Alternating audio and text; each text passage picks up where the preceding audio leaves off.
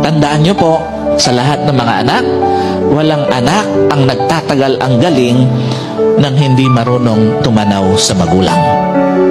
Walang anak ang nagtatagal ang yaman nang hindi marunong magpala sa magulang.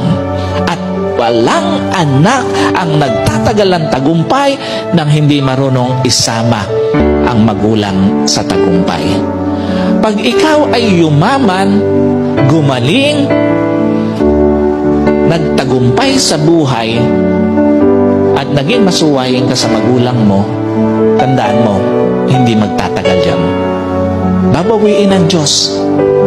Babawiin ng buhay. Hindi magtatagal.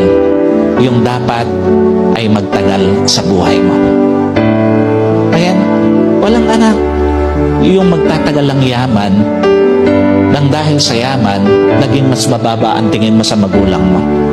Walang anak ang nagtatagal sa tagumpay, nang dahil sa tagumpay, naging mababa ang pagtingin mo sa magulang mo. At walang anak ang nagtatagal ang husay sa buhay, na naging mababa ang pagtingin sa magulang.